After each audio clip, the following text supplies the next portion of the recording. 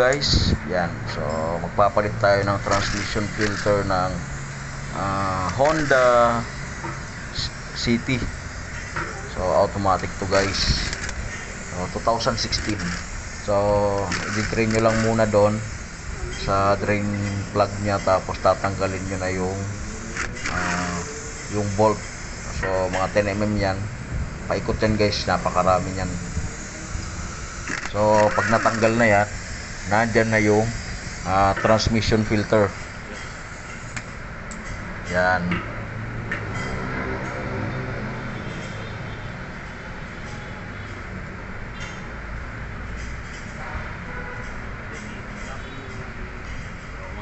So ingatan nyo lang guys yung pagtutuklap nito dahil aluminum to.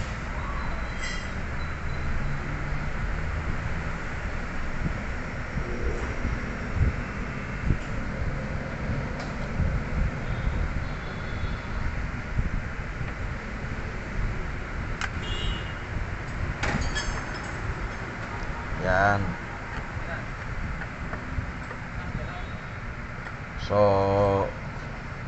tinirahan natin ng dalawang tornilyo para kung in case na marami yung tira pang langis, hindi siya bubulwak. So okay na siya, takpan na natin. So saka natin tatanggalin yung tornilyo na hinuli natin.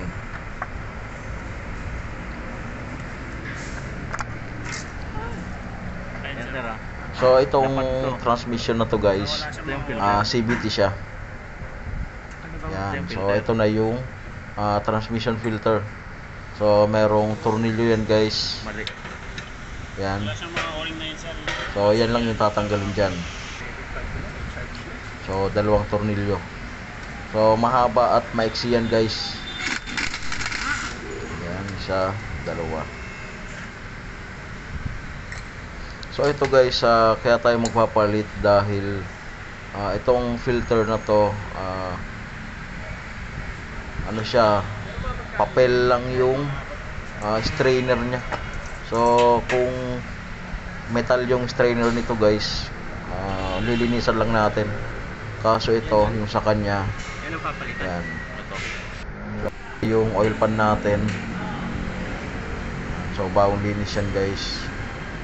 Tapos yung gasket, bali dating gasket na lang guys yung ikinabit.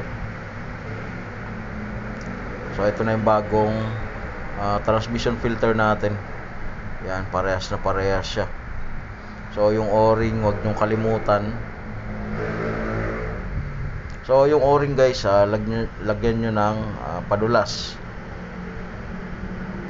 Yan, para hindi mayupi pagka inilagay nyo ganyan.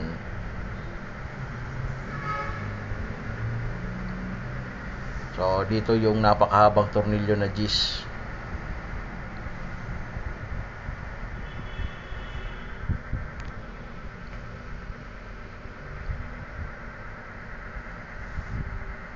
So dito naman guys yung maiksi. Yan. So yan guys, saktong higpit lang.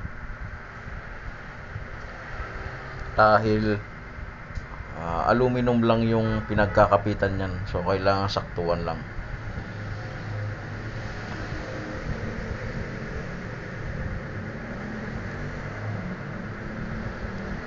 Yan guys, so okay na yun. Kailangan yung linisan yung paglalapatan yan. Tapos ito, nilagyan natin ng sealant para mas dumikit yung gasket dun sa transmission.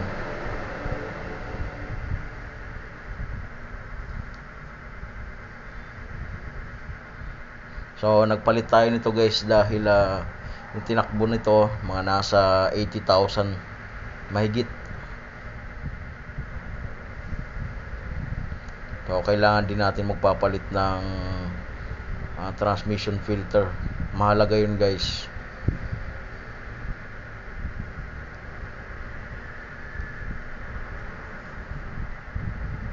So pwede sana kung mga nasa 40,000 kilometers pa lang, so pwedeng drain lang yung gagawin natin.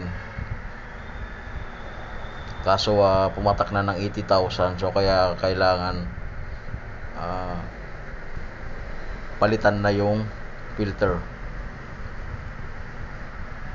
So dito guys, saktong higpit lang din, lapat lang yan para hindi tayo mahirapan maghigpit.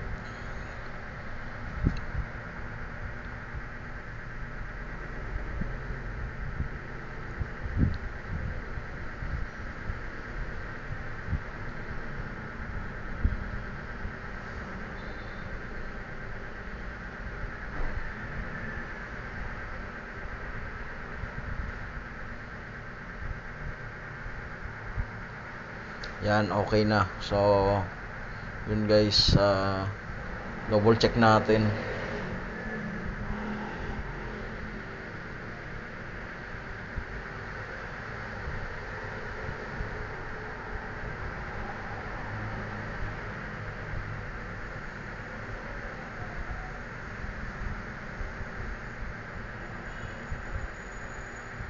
Yan. Send natin sa audio. Okay. Yan, so dito na guys yung salinan ng fluid. Yan. So diyan tayo sa magsasalin. Yan yung takip niya. Yan. So diyan naman guys sa baba, yan yung pinakang leveling gauge niya. Yan, so sasalinan lang natin guys ng fluid. Yan, so mag-aantay na lang tayo na merong tumagas.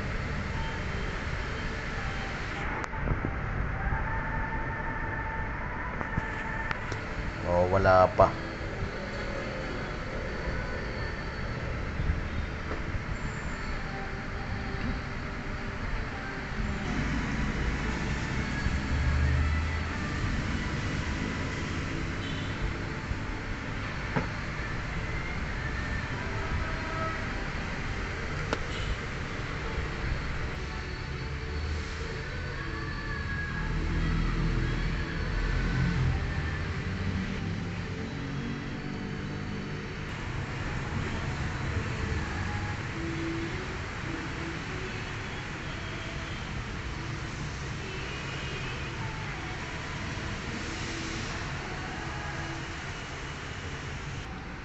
So ayan guys, meron ng tumagas.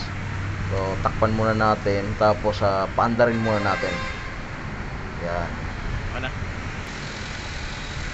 So kailangan na papaandarin yan para mag-circulate yung fluid.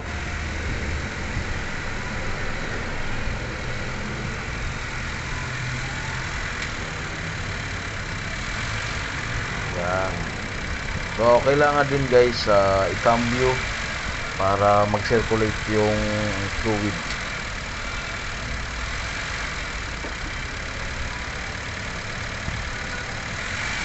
So buksan natin.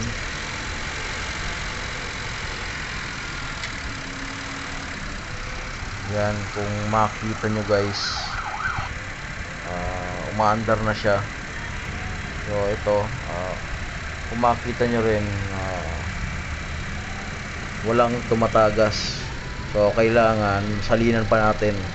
So pagka may lumabas ng fluid doon, okay na yan, nasa level na siya. So kailangan talaga guys maayos yung paglalagay natin ng fluid, dahil 40,000 palagi yung pagpalit. Yan. Napakatagal.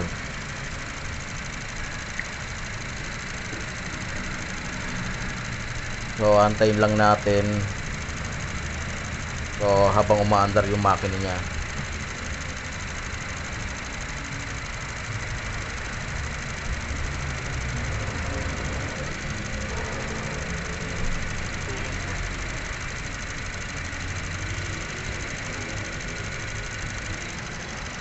Yan, kung makita nyo guys, mayroon ng tumagas.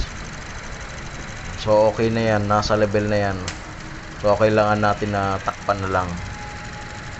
So wag niyong kalimutan na higpitan guys.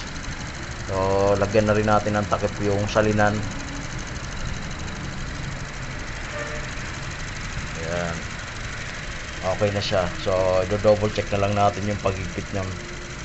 So napakadali lang naman guys magpalit ng fluid. So sundan nyo lang tong vlog ko na to para malaman nyo. Yan, so double check, okay na. So ganun lang naman guys. Like and subscribe to my channel para updated kayo sa aking mga darating pang video. Thank you.